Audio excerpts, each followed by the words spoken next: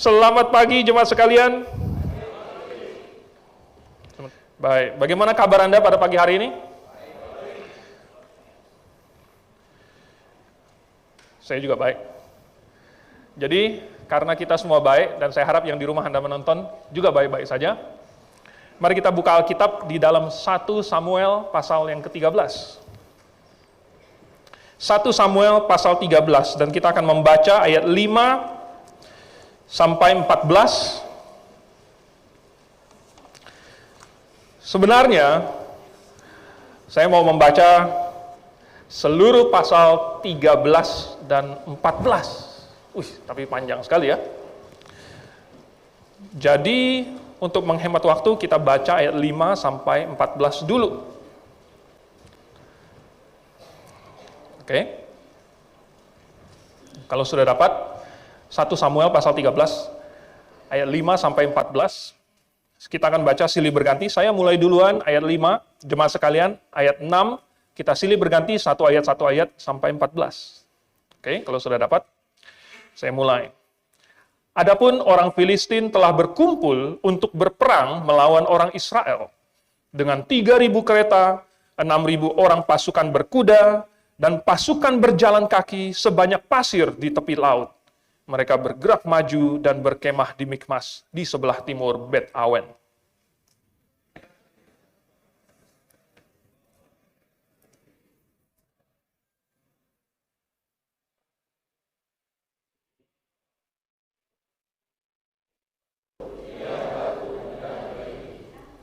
Malah ada orang Ibrani yang menyeberangi arungan sungai Yordan menuju tanah Gad dan Gilead. Sedang Saul masih di Gilgal dan seluruh rakyat mengikutinya dengan gemetar.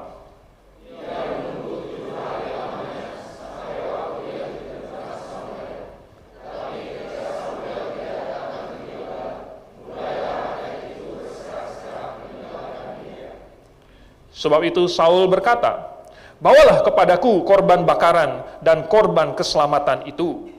Lalu ia mempersembahkan korban bakaran.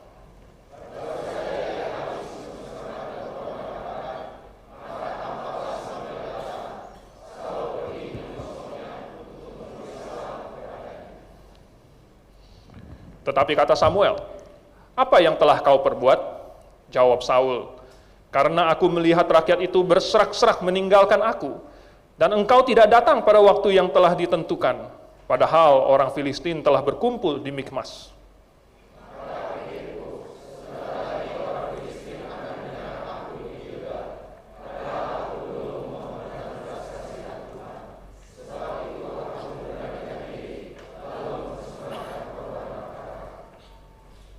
Kata Samuel kepada Saul, "Perbuatanmu itu bodoh. Engkau tidak mengikuti perintah Tuhan Allahmu yang diperintahkannya kepadamu. Sebab sedianya Tuhan mengokohkan kerajaanmu atas orang Israel untuk selama-lamanya."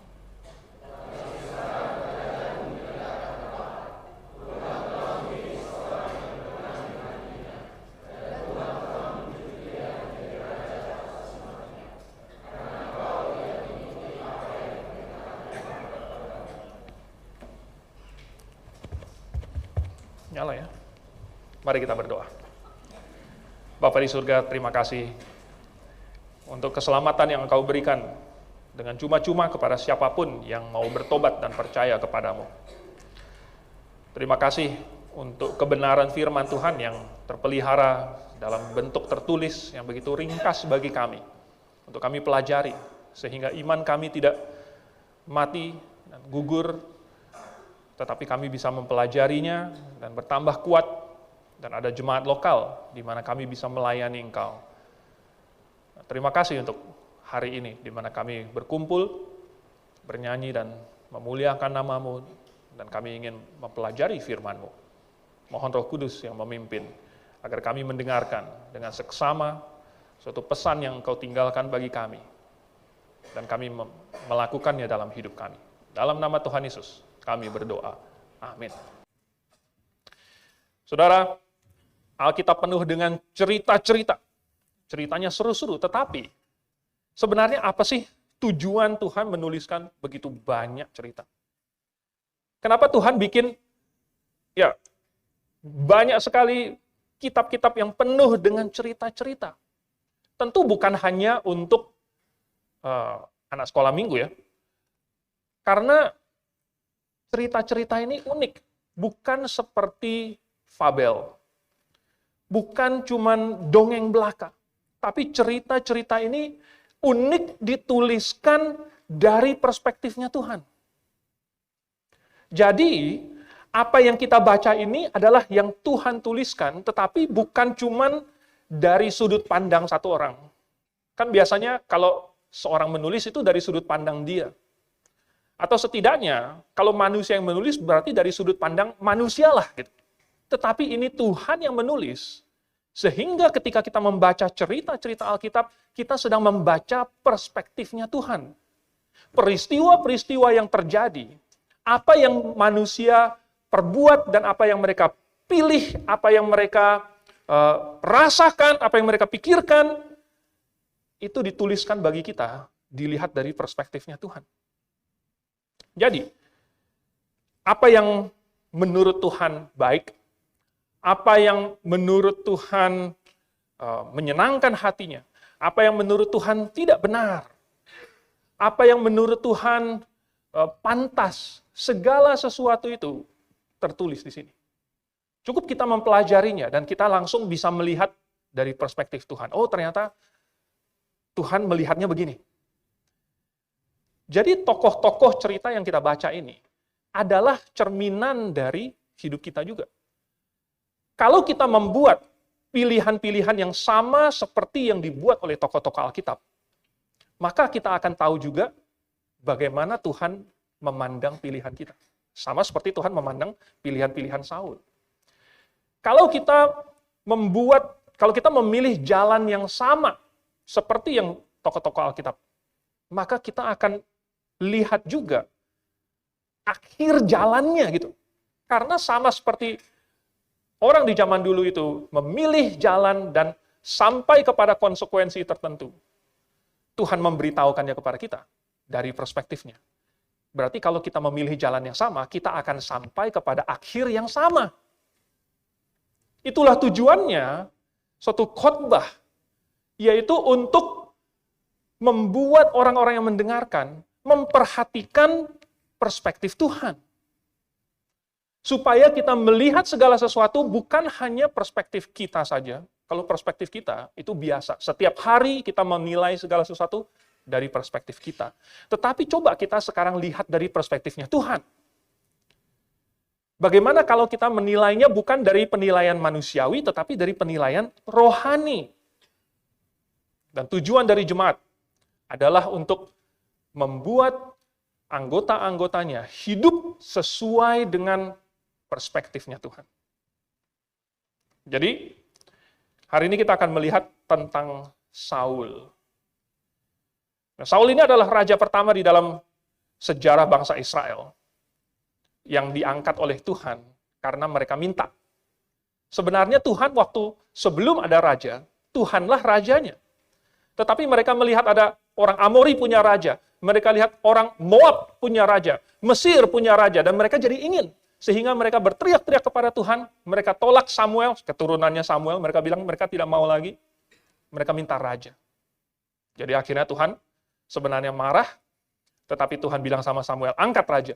Tetapi peringatkan kepada mereka tentang semua hal-hal yang raja akan lakukan, dan bagaimana Tuhan memperingatkan mereka, kalau sampai raja kamu tidak setia dan memimpin bangsa Israel tidak setia kepada Tuhan, maka segala kutuk dan hukuman Tuhan akan menimpa mereka. Tuhan sudah peringatkan di awal. Mereka masih oke. Awalnya mereka menyesal ketika mereka merasakan emosi di dalam firman Tuhan kepada Samuel. Ketika Samuel marah kepada mereka. Mereka tadinya takut.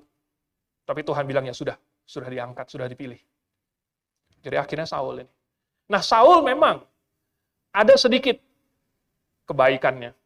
Ada hal-hal yang benar yang dia lakukan. Toh dia orang Israel. Toh dia diangkat oleh Tuhan. Toh dia berusaha dengan apa yang dia tahu. Namun ternyata kelihatannya Tuhan sengaja mencatatkan atau mengangkat Saul dan mencatatkan tentang dia. dengan nada yang demikian, dengan perspektif yang sedemikian. Sehingga ketika kita bandingkan dengan raja berikutnya, yaitu Daud, yang di ayat 14 Tuhan bilang, ya, Tuhan telah memilih seorang yang berkenan di hatinya, dan yang ini, ya, yang cocok dengan hatinya Tuhan, berarti Saul tidak cocok. Ya. Berarti imannya Saul ini tidak sesuai dengan yang Tuhan inginkan. Beda dengan Daud. Nah, tetapi sekarang kita mau lihat Saul dulu. Daud masih nanti bulan-bulan depan. Ya. Dan kita akan melihat dari perspektifnya Tuhan, kenapa? Kelihatannya, kalau kita baca sekilas, kayaknya Saul sudah melakukan yang terbaik yang dia bisa. Tapi benarkah demikian? Nomor satu dulu. Kita melihat di pasal 13 ini adalah situasi Saul yang pertama kali terjepit, terdesak. Dan dia berusaha untuk menyenangkan Tuhan. Tapi, ada tapinya ya. Di pasal 13 ayat 5 tadi, dikasih tahu bahwa Filistin berperang. Ya. Dan ini merupakan peperangan yang berikutnya. Ini mungkin peperangan resmi pertama Saul melawan Filistin. Sesudah kemenangan yang tidak terduga di pasal 12. Jadi ceritanya di pasal 12, dia pergi untuk membebaskan satu kota. Tadinya sebelum itu, Saul kurang dianggap oleh rakyat Israel. Ada banyak orang yang tidak mau menerima dia, lalu kemudian mereka ya tidak peduli, ya, dia jadi raja, terserah mau jadi raja. Tetapi sesudah Saul dengan menunjukkan leadership, lalu dia memimpin orang Israel membebaskan, ini kemudian dia dianggap benar-benar jadi raja. Di pasal 13, dia perang pertama kali. Ternyata di ayat 1 sampai 4-nya, dia sempat memukul kalah pasukan pendudukan Filistin. Jadi pasukan Filistin itu banyak yang merangsek ke dalam wilayah Israel, dan masuk ke kota-kota dan bahkan menduduki kota-kota Israel. Tetapi ada salah satunya berhasil dipukul kalah oleh Saul. Lalu kemudian Saul katanya dia meniup sangkakala. Katanya biarlah orang Ibrani mendengarnya. Maksudnya bahwa dia menang gitu. Wah, kita sudah mulai mengalahkan pasukan Filistin nih. Ya. Nah, di pasal 10, kalau kalian baca kembali, waktu dia diurapi oleh Samuel, Samuel sudah kasih tahu kepada Saul, kamu lakukan ini, apa yang kamu harus lakukan gitu, perang melawan Filistin, dan Tuhan akan menyertai. Tuhan sudah kasih tahu. Tuhan akan memberikan kamu kemenangan. Jadi dengan penuh keyakinan diri, si Saul kemudian meniupkan sangkakala itu dan mengumumkan kemenangan. Dan katanya orang Filistin jadi marah. Ya.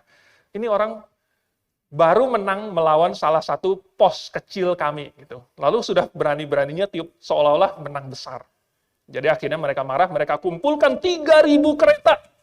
6.000 pasukan berkuda dan pasukan berjalan kaki yang tidak terhitung banyaknya kayak pasir di laut, dan mereka kumpul di Mikmas. Sedangkan Saul sendiri katanya ya di pasal yang, di ayat 2 katanya 3.000 orang. Dibandingkan pasukannya Filistin sangat kecil. Bahkan yang bersama-sama dengan Saul cuma 2.000 orang. Cuma 2.000 orang. Lalu kemudian kalau kita baca lagi, rakyat berserak-serak meninggalkan dia. Ya, belakangan kita baca waktu itu habis Samuel udah datang, lalu kemudian dia hitung lagi jumlahnya 600 orang. Berarti di hadapan 3.000 kereta, 6.000 pasukan berkuda dan pasukan berjalan kaki yang begitu banyak, Saul hanya punya 600 orang. Plus di ujung pasal 13 katanya, orang Israel tidak punya senjata besi. Ya. Tidak ada pandai besi di seluruh Israel karena mereka dijajah dan tidak diperbolehkan adanya pandai besi. Kalau mereka mau mengasah kapak atau mata bajak, mereka harus pergi ke pandai besi dan bayar orang Filistin untuk melakukannya. Dan tentu tidak dikasih untuk punya pedang. Jadi yang punya pedang itu cuma Saul sama Yonatan. Anda bayangkan di antara 600, cuma 2 orang yang punya pedang. Tidak heran kalau si Saul merasa terdesak. Dia merasa terjepit. Tidak heran kalau rakyat yang bersama-sama dengan dia, semuanya pada ngacir. Ya, katanya mereka bahkan sampai ngumpet di liang, di lubang, segala macam mereka, di gua-gua, mereka ketakutan semua menghadapinya. Tetapi, akhirnya, Saul sudah kehilangan semua kesombongannya. Di mana tadi bravado yang dia miliki ketika meniup sangkakala itu? Waktu dia menang. Dia mulai seolah-olah disertai oleh Tuhan. Tetapi kenapa sekarang tiba-tiba dia merasa terdesak? Memangnya di awal dia tidak tahu pasukan Filistin banyak. Oke, yang berhadapan dengan dia tidak banyak. Tetapi harusnya dari awal dia sudah tahu betapa besarnya pekerjaan, peperangan yang di hadapan dia. Jadi akhirnya, dia berusaha untuk meminta belas kasihan Tuhan. Ya. Dia mau memohonkan belas kasihan Tuhan. Lalu dia pikir, gimana caranya memohonkan belas kasihan Tuhan? Persembahkan korban. Persembahkan korban, dan anehnya ini banyak juga dipikir oleh orang Kristen hari ini. Yang berpikir bahwa untuk menyenangkan Tuhan, itu harus melakukan sesuatu bagi Tuhan. Ya. Untuk menyenangkan Tuhan, harus rajin ke gereja, harus baca Alkitab, harus berdoa, mungkin harus berbuat baik. Seolah-olah ini seperti suatu transaksi. Saya melakukan ini untuk Tuhan, Tuhan melakukan sesuatu untuk saya. Jadi kayak bayar dong, ya kan? Kalau begitu sama saja kita lagi apa ini? Apa hubungan kita dengan Tuhan? Apa hubungan Saul dengan Tuhan? Kelihatannya dia lupa gitu. Apakah Saul pada waktu itu hanya berpikir bahwa langkah-langkahnya, ya, ada musuh di depan, minta pertolongan Tuhan dengan cara mempersembahkan korban, Tuhan memberkati, maju perang, mengalahkan musuh. Apakah langkah-langkahnya seperti itu? Kalau segampang itu, kalau memang itu prinsipnya, maka hari ini orang Kristen, ya, kasih persembahan, mana kantongnya, kasih persembahan, lalu kemudian ya Tuhan akan berkati dan usaha kita semua berhasil. Tapi jelas bukan ini kan prinsipnya. Karena sebenarnya Tuhan tidak menghendaki semua perbuatan-perbuatan yang sifatnya seremonial. Memang Tuhan mau supaya orang Kristen berbuat baik. Tuhan mau kita rajin ke gereja, membaca Alkitab, berdoa tiap hari. Tuhan mau itu.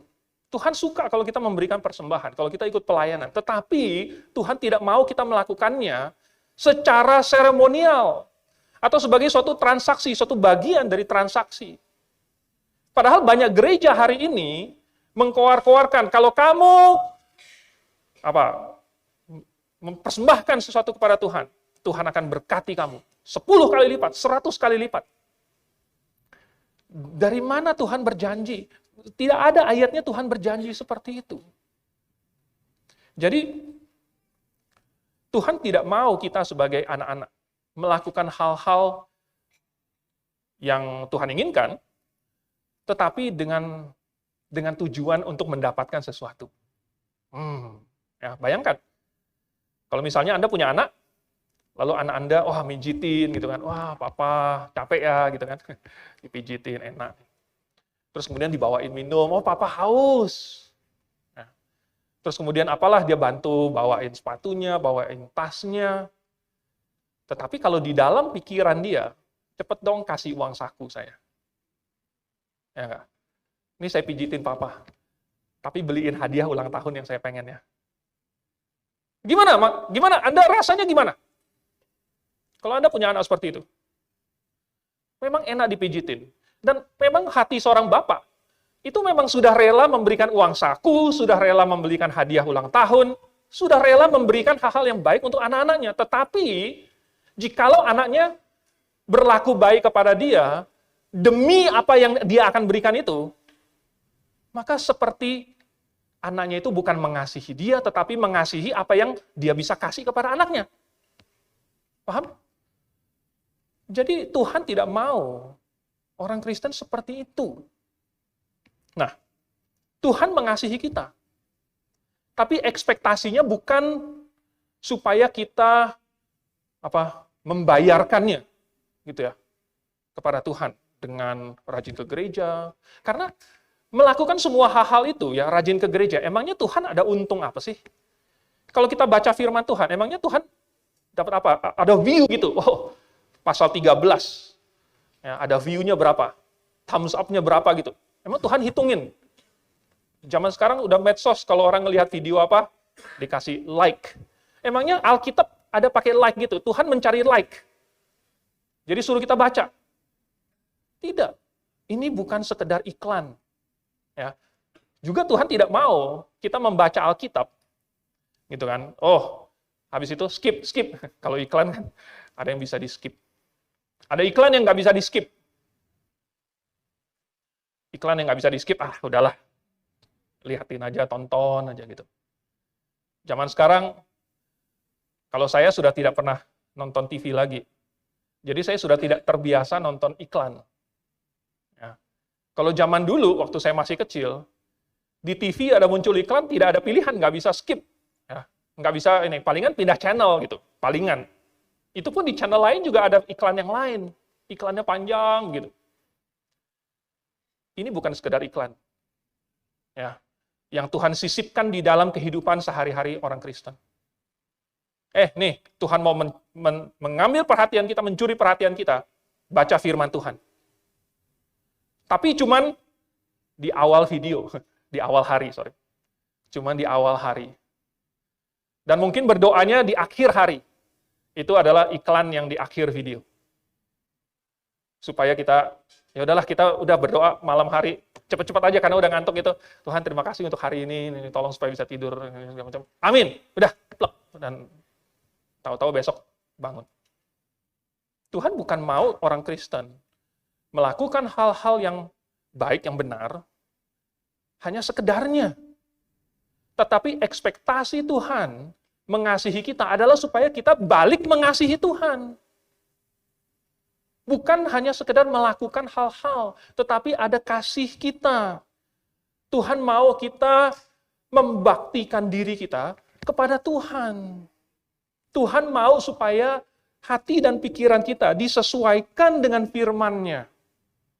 Bukan hanya sekedar dibaca saja. Memang Dia ingin kita ikut ambil bagian. Ikut ambil bagian di dalam pelayanan-pelayanan jemaat lokal. Tetapi Tuhan bukan menjadikannya suatu transaksi. Tuhan mau kita setia melakukannya, setia melakukan hal yang Tuhan inginkan, sekalipun tidak ada keuntungan materinya. Sekalipun seolah-olah Tuhan tidak membalasnya, tetapi kita tetap setia, karena saya mengasihi Tuhan. Karena saya tahu itu yang pantas saya lakukan. Itu yang sepatutnya, karena saya sudah menerima kasih yang begitu besar, saya sudah menerima karunia, maka pantasnya saya melakukannya. Itu yang Tuhan inginkan. Nah, Saul gimana? Saul kelihatannya belum mengerti ini. Dia masih berpikir dalam sistem seperti agama-agama lain, di mana kita melakukan sesuatu untuk Tuhan, Tuhan balik melakukan sesuatu untuk kita. Jadi dia tidak paham ini. Sehingga ketika dia bilang, udah gak sabaran lagi, udah bawa sini korbannya, biar saya saja yang akan mempersembahkannya. Walaupun dia tahu harusnya Samuel yang mempersembahkan, tetapi dia sudah nggak peduli lagi. Dia tidak peduli lagi.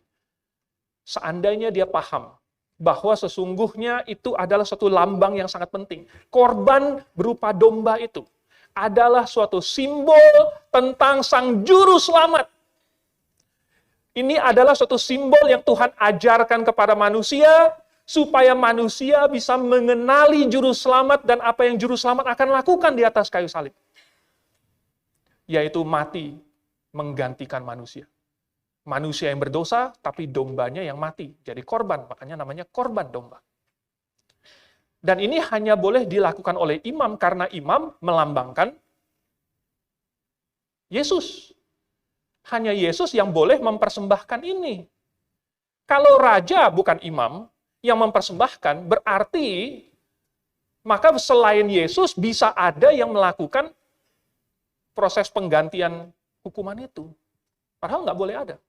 Hanya Yesus saja. Tidak ada jalan lain. Jadi dengan dia mengambil alih posisi imam yang bukan porsi dia, dia telah merusak suatu simbol yang Tuhan berikan kepada manusia untuk mengacu kepada juru selamat. Apa akibatnya? Kan cuman simbol, Tuhan. Kan cuman simbol. Tetapi masalahnya simbol ini harus sangat tepat untuk menggambarkan Yesus. Kalau misalnya di zamannya Saul sudah ada sedikit perubahan, kalau ini berubah selama 100 tahun, 200 tahun, 300, mungkin sampai ribuan tahun, perubahannya sudah banyak. Orang tidak bisa mengenali lagi juru selamat nanti akan kayak apa dan melakukan apa. Oleh sebab itu, maka Tuhan langsung bilang, oke, dah, saya akan pilih orang lain yang berkenan di hati saya. Yang kedua, Saul kelihatannya mencari kehendak Tuhan. Tapi, ada tapi lagi. Di pasal 14 sekarang kita lihat ya. Ayat 17. Saya bacakan sampai 19. Pasal 14. Berkatalah Saul kepada tentara yang bersama-sama dengan dia itu, periksalah barisan, dan lihatlah siapa yang pergi daripada kita. Mereka memeriksa barisan, dan ternyata Yonatan dan pembawa senjatanya tidak ada. Lalu kata Saul kepada Ahia, bawalah baju efod kemari. Karena pada waktu itu, dialah yang memakai baju efod di antara orang Israel. Tetapi sedang Saul berbicara kepada imam itu, maka kian lama kian bertambahlah keributan di perkemahan orang Filistin, sehingga Saul berkata kepada imam itu, biarlah. Oke. Ya, dalam bahasa Inggrisnya, withdraw thine hand.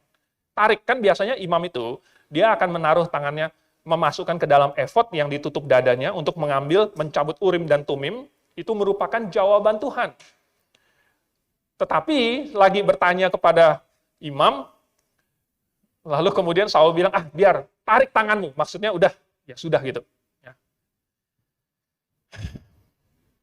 Jadi, Saul minta petunjuk kepada Tuhan.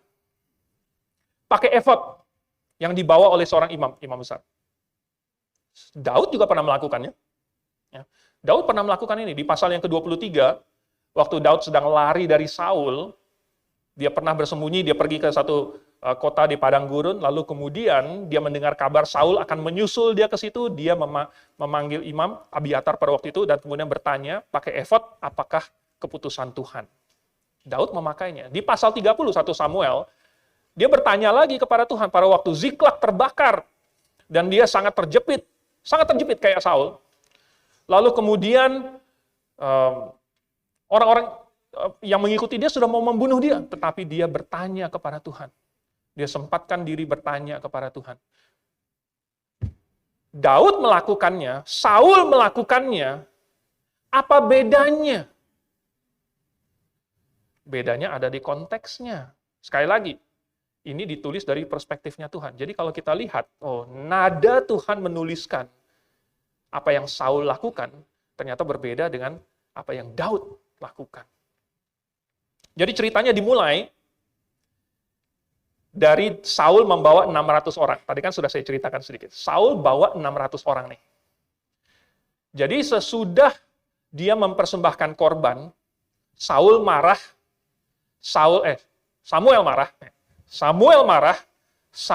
pergi. Ya. Samuel pergi, tetapi Saul masih tinggal di situ. 600 orang. Lalu kemudian, Filistin membagi menjadi 3 gerombolan. Nah, kemudian kelihatannya si Saul lagi mau berperang melawan salah satunya di Mikmas. Lalu kemudian 600 orang ini, ya, kalau misalnya kalau Saul tidak tahu bahwa Tuhan menyertai, kalau Saul tidak yakin Tuhan beserta, maju nggak? Saya rasa nggak maju. Ya kan? Kalau Saul tidak yakin bahwa Tuhan menyertai dia dengan 600 orang ini melawan ribuan orang Filistin, saya rasa nggak maju. Buktinya di pasal 13 dia nggak berani maju. Nggak berani. Jadi di pasal 14 dia maju, berartinya dia relatif yakin. Oke, kali ini kita bisa maju, kita bisa menang. Jadi dia sudah yakin. Tapi kemudian ternyata dia di ayat yang kedua, pasal 14. Katanya Saul duduk di ujung Gibea, di bawah pohon delima yang di Migron. Nah, lalu kemudian diceritakan kepahlawanan Yonatan. Bagaimana Yonatan bilang, dia tidak duduk. Ya, dia tidak duduk. Di mana Saul dan rakyat yang lain duduk di situ, Yonatan berkata kepada pembawa senjatanya. Ingat, yang punya pedang itu cuma siapa?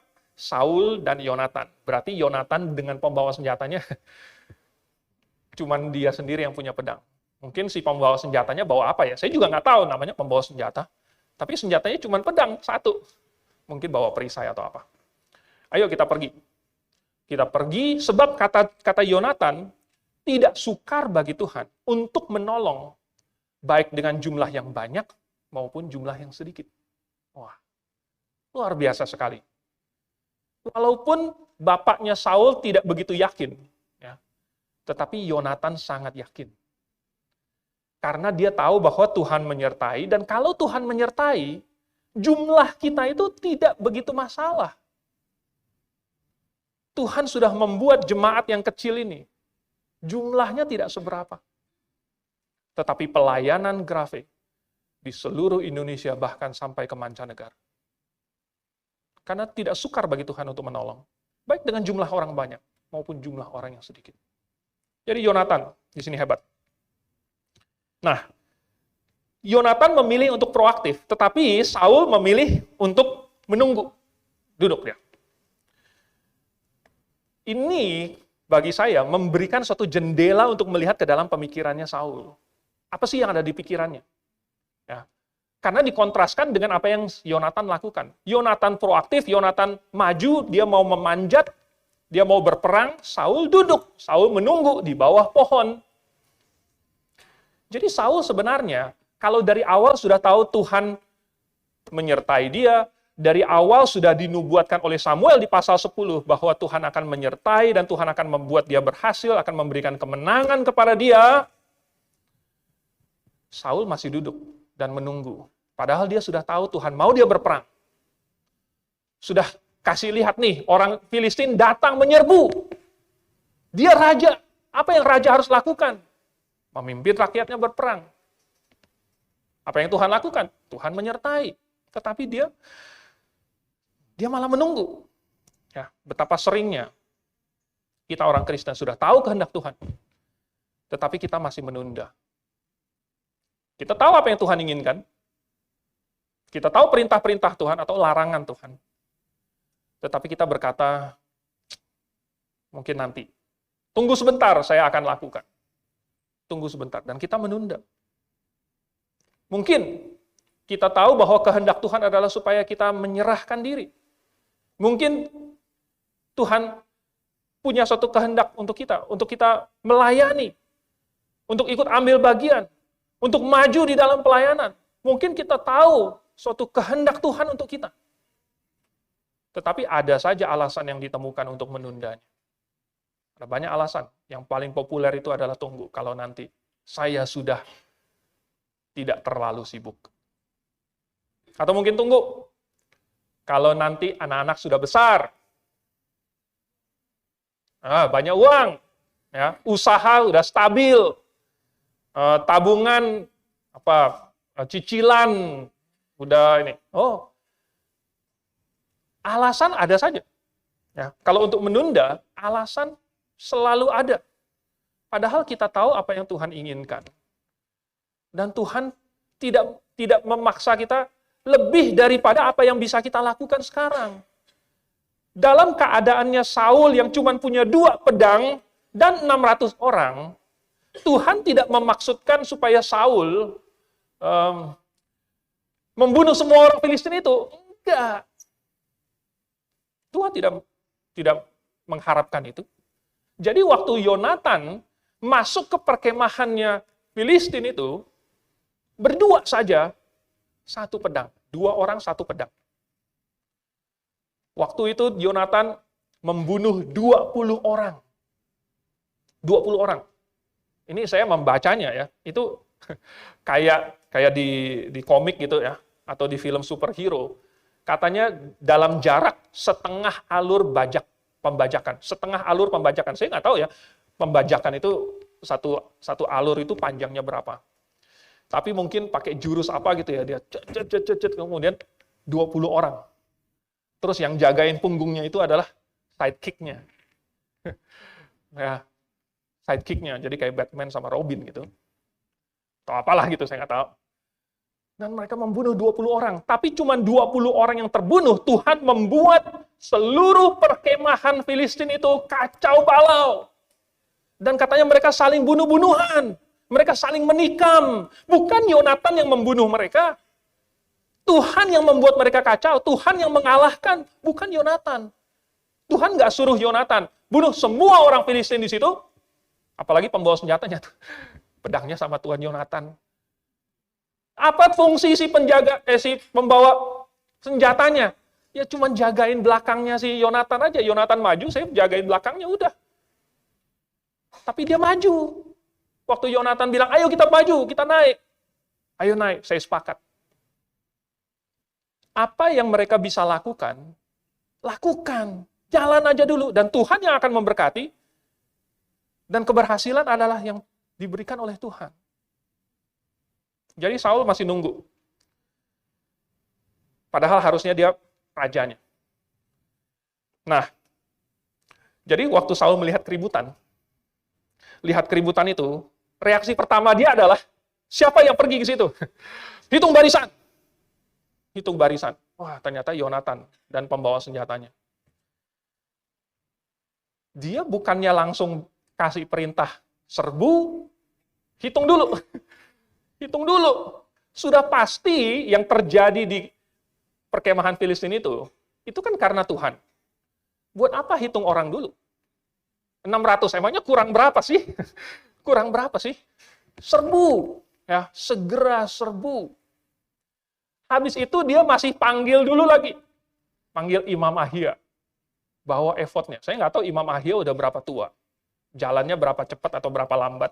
Ya, kalau Ahianya udah tua, bawa efod, lambat-lambat gitu. Ini lagi perang loh, saudara. Itu di perkemahan Filistin itu lagi kacau balau. Mereka lagi ribut-ribut, saling menikam segala macam. Lalu dia panggil efod. Tanyakan.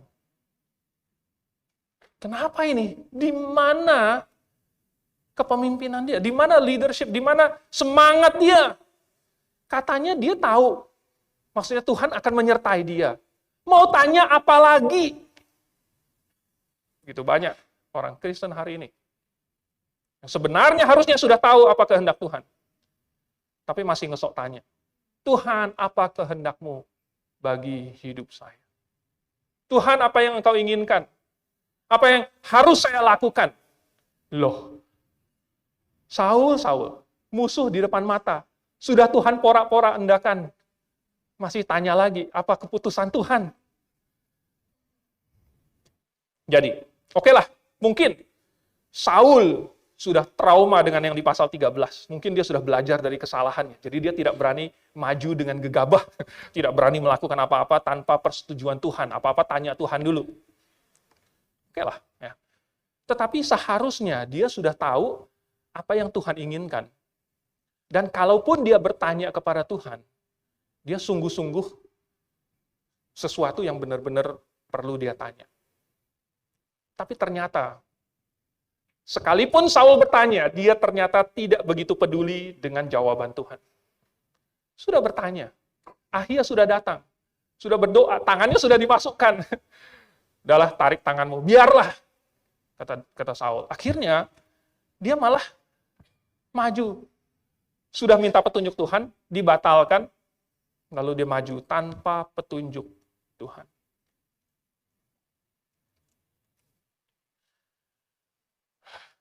Ini sulit digambarkan dengan kata-kata. Misalnya Anda sedang memimpin satu perusahaan, Anda CEO-nya atau apa direkturnya. Lalu kemudian ada karyawan Anda, dia mau melakukan sesuatu. Ya. Anda sudah kasih tahu, sudah kasih petunjuk, sudah ada standing order. Ya, pokoknya kalau begini harus begini, kalau begitu harus begitu. Lalu dia masih datang kepada Anda untuk nanya. Mungkin reaksi pertama Anda adalah, Anda masih ingat nggak? Kamu masih ingat nggak apa perintah saya? Apa petunjuk saya? Apa SOP-nya? Kenapa tidak tahu? Masih perlu tanya saya lagi. Nggak apa-apa, dia tanya. Tetapi Anda belum jawab, dia udah langsung pergi ngacir. Kira-kira Anda gimana gitu? Nah ini Tuhan. Ya. Untung Tuhan sabar, tidak seperti manusia. Nah, Saul bertanya kepada Tuhan, sama seperti banyak orang Kristen hari ini bertanya, tetapi cuman formalitas saja. Dia bilang mau tahu kehendak Tuhan. Oh, buat apa? Baca firman, doanya Tuhan, tolong supaya saya bisa mengetahui kehendak-Mu. Tetapi cuman formalitas saja, dia tidak benar-benar mau tahu kehendak Tuhan. Dan sekalipun Tuhan berbicara kepada dia lewat firman Tuhan, dia tidak mau melakukannya. Dia mau melakukan apa yang dia ingin lakukan, sesuai dengan rencana dia dan keinginan-keinginan dia. Jadi sekalipun Saul mempersembahkan korban, Saul memimpin Israel berperang, dia lakukan semua itu bukan karena dia taat kepada Tuhan, karena dia tidak peduli dengan petunjuk Tuhan. Dia lakukan mentaati keinginan daging dia sendiri. Itu yang Tuhan bilang, cari orang lain yang hatinya berkenan kepada dia. Lalu yang ketiga, masih di pasal 14. Lalu kemudian di pasal yang ke-14 ayat 24 itu, Saul bilang apa? Ketika orang-orang Israel terdesak pada hari itu, Saul menyuruh rakyat mengucapkan kutuk. Katanya, terkutuklah orang yang memakan sesuatu sebelum matahari terbenam, dan sebelum aku membalas dendam terhadap musuhku. Sebab itu tidak ada seorang pun dari rakyat itu yang memakan sesuatu. Yang ketiga, Saul mau show. Dia mau tampil. Tetapi tanpa petunjuk Tuhan. Tanpa petunjuk Tuhan.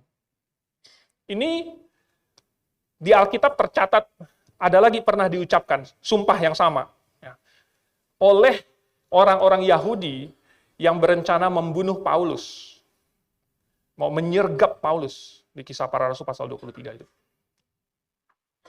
Mereka bikin suatu skenario supaya Paulus dipindahkan, lalu kemudian dalam perjalanan itu mereka akan menyergap dan membunuh Paulus. Tetapi untung rencananya ketahuan sama keponakannya Paulus. Kata-kata mereka, pembunuh-pembunuh ini, sama. Mereka bersumpah dengan mengutuk diri bahwa mereka tidak akan makan atau minum apapun sebelum mereka membunuh Paulus. Ya, ini tujuannya mungkin adalah untuk apa? Untuk menunjukkan betapa seriusnya mereka. Juga mungkin berfungsi untuk menambah motivasi supaya, ini saya sudah pokoknya nggak boleh makan, nggak boleh minum. Saya harus menyelesaikan tugasnya dengan secepat-cepatnya. Masalahnya kalau tidak berhasil. Kalau tidak berhasil gimana? Ya kan? Tidak akan makan, tidak akan minum. Ya berarti kalau bukan dia yang mati, saya yang mati. Nah, ini Saul, apa yang Saul lakukan ini? Ya. Saul mengucapkan sumpah ini tanpa meminta petunjuk dari Tuhan. Ingat, tadinya dia sudah hampir minta petunjuk Tuhan, tetapi lalu kemudian dia bilang, udah, nggak usah, batal aja. Ya. Lalu kemudian dia tanpa petunjuk Tuhan, lalu kemudian sekarang dia bilang, ini, ayo semuanya ikut sumpah bersama-sama dengan saya. Nah, apa yang kita lakukan hari ini? Apakah sama dengan apa yang Saul lakukan? Yang Saul lakukan ini, mungkin dia merasa gengsi. Gengsi karena Yonatan yang maju, Yonatan yang mengalahkan orang Filistin. Apa yang dia lakukan? Dia mengikut dari belakang dan mengejar musuh yang lari. Ya kan? Yang pahlawannya siapa? Yonatan. Jadi, untuk menunjukkan kepemimpinannya, untuk menunjukkan semangat dia, untuk menunjukkan bahwa dia tidak kalah mau mengejar orang Filistin dibandingkan Yonatan gitu ya. Dia bilang, oke, kita bikin sumpah ini yang aneh. Bukankah orang Kristen hari ini juga banyak melakukan hal-hal yang tampaknya baik, tetapi karena gengsi, atau untuk dilihat orang lain, atau untuk terlihat lebih rohani? Bukankah itu sama dengan apa yang Saul lakukan? Saul bukan melakukan itu untuk menambah energi rakyatnya, ya nggak makan mana ada tambahan energi. Saul bukan melakukan itu untuk bikin mereka, wah tiba-tiba jadi jago berperang, tetap mereka nggak punya pedang. Ya. Jadi Saul melakukan itu untuk apa? Sebenarnya kosong. Makanya kalau melakukan tanpa petunjuk Tuhan, itu cuman jadi show. Nah, Tuhan pernah menegur ini di dalam Matius pasal yang ke-6. Waktu itu Tuhan di bukit berkhotbah. Lalu dia menegur apa yang orang-orang Farisi dan ahli Taurat lakukan. Bahwa mereka, ini coba kita baca, ini lumayan panjang, tapi bagus sekali. Di Matius pasal yang ke-6, apa Tuhan Yesus bilang nih? Ingatlah, jangan kamu melakukan kewajiban agamamu di hadapan orang supaya dilihat mereka. Karena jika demikian, kamu tidak beroleh upah dari Bapamu yang di sorga. Jadi apabila engkau memberi sedekah, janganlah engkau mencanangkan hal itu seperti yang dilakukan orang munafik di rumah-rumah ibadat dan di lorong-lorong supaya mereka dipuji orang. Aku berkata kepadamu, sesungguhnya mereka sudah mendapat upahnya. Tetapi jika engkau memberi sedekah, janganlah diketahui tangan kirimu apa yang diperbuat tangan kananmu. Maksudnya bukan otak kita bagi gitu ya. Otak kiri, otak kanan gitu kemudian. Bukan, tapi maksudnya tersembunyi. Hendaklah sedekahmu itu diberikan dengan tersembunyi. Maka Bapamu yang melihat yang tersembunyi akan membalasnya kepadamu. Masalah berdoa lagi segala macam. Ada di ayat yang ke-5 dan seterusnya. Tuhan menegur apa yang dilakukan untuk dilihat orang. Hanya untuk gengsi-gengsian. Kotak persembahannya taruh di depan, sehingga orang kalau mau kasih persembahan harus bangun, kemudian jalan, kemudian maju ke depan, sehingga kelihatan siapa yang nggak bangun, siapa yang nggak jalan ke depan. Jadi kerasanya kalau semua orang bangun, jalan ke depan, kok saya nggak, dia ada rasanya tertekan gitu, ada peer pressure, supaya ini yang satu sebelah saya ini, saya udah maju ke depan, udah duduk, dia masih belum maju gitu. Rasanya dia mau memberikan persembahan. Ditaruh di depan, kelihatan semua orang. Yang memberi banyak, orang tahu banyak karena bunyinya terang. Bunyinya kring-kring-kring. Ya. Karena waktu itu mungkin uang kertas belum ada cek, belum ada QRIS. Jadi dibuat untuk kelihatan. Kalau berdoa, sengaja berdoanya di perempatan jalan. Kalau mau berdoa, pakai ininya, pakai apa? Stolenya, pakai nggak tahu semua istilah-istilah mereka yang mereka pakai itu. Ya. Kalau mereka berpuasa, berpuasanya sudah ada jadwalnya, udah diumumkan. Puasanya udah diumumkan loh. Saya mau puasa ya. Ya, saya mau puasa. Kemudian pakai muka yang agak layu, agak sayu gitu, ya, supaya orang kasihan. Oh, lagi puasa. Oh, sangat rohani, sangat beriman, dia puasa. Kalau untuk dilihat orang, itu tidak ada gunanya. Tidak ada gunanya. Nah, Saul mendapat kepuasan dari pujian orang, dari adulasi orang-orang, dari mereka mengeluh-elukan dia. Itu kepuasan yang didapatkan oleh Saul. Karena dia punya gengsi yang besar. Gengsi itu yang membuat dia meniup sangkakala pada waktu di pasal 13 itu. Gengsi itu yang membuat dia nanti, ya, di pasal yang ke-15, dia akan melanggar lagi. Nah, Samuel marah pada dia, tapi dia gengsi. Gengsi itu yang akan membuat dia nanti iri hati kepada Daud. Gengsi. Dan dia iri hati kepada Daud karena perempuan-perempuan yang menyanyi menyambut mereka pulang dari perang itu lebih mengagung-agungkan Daud. Sehingga dianya merasa, mana kepuasan saya yang saya dapatkan dari pujian orang lain? Tidak ada. Apakah orang Kristen hari ini melakukan hal-hal Kristiani untuk dilihat orang? Atau mungkin karena ada orang tuanya yang menyuruh, kalau saya nggak datang ke gereja, kalau saya nggak datang ke sekolah minggu, ke remaja, ke pemuda, nanti orang tua saya bilang apa? Bahkan kadang-kadang ada orang Kristen yang datang ke gereja karena nggak enak hati dibesuk sama gembalanya. Oh, udah dibesuk nih. Udah dibesuk, ya udahlah pergi ke gereja karena nggak enak hati. Supaya dilihat, pokoknya saya check in aja, kelihatan sama gembalanya, tuh udah datang ke gereja. Tetapi kalau kita melakukannya hanya untuk show, maka hanya itulah yang kita dapatkan. Nah, kenapa Tuhan mau supaya kita melakukan hal-hal secara tersembunyi? Maksudnya bukan kita ngumpet-ngumpet, tetapi melakukannya bukan untuk dilihat oleh orang. Kalau tidak dilihat orang, bagus. Nggak apa-apa, saya tetap plong. Tidak ada kebahagiaan yang hilang dari saya kalau tidak ada orang yang tahu. Ya, tidak berkurang sukacita saya. Seandainya pun saya tidak dihargai. Karena saya bukan melakukannya untuk dilihat orang. Saya mengasihi Tuhan. Saya melakukannya karena saya ingin melakukan sesuatu untuk Tuhan, bukan untuk orang lain. Dan bukan untuk diri saya sendiri. Jadi kesimpulannya, Saul tidak menunjukkan dirinya sebagai orang yang beriman. Nomor satu, dia tidak kenal Tuhan. Dia pikir Tuhan itu senang dengan korban domba. Padahal yang Tuhan inginkan adalah korban hatinya. Bukan mempersembahkan domba, tapi mempersembahkan hatinya. Tetapi yang dipersembahkan oleh Saul bukan domba. Bukan hati.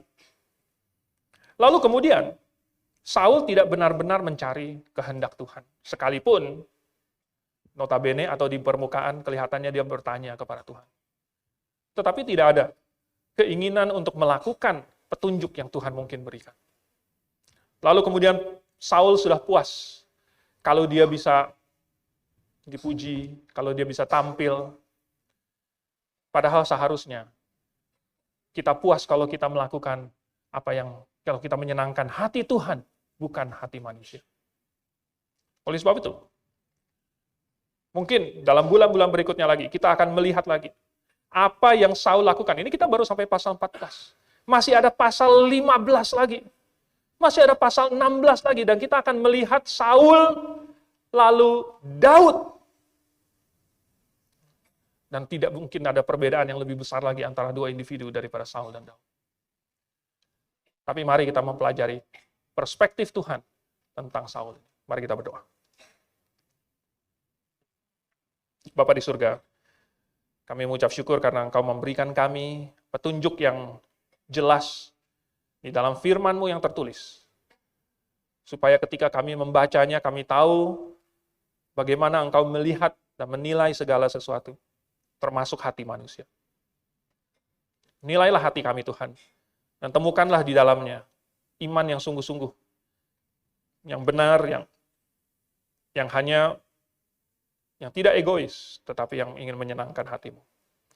Supaya jemaat ini bertumbuh bersama-sama dengan kami. Kami berdoa dalam nama Tuhan Yesus. Amin.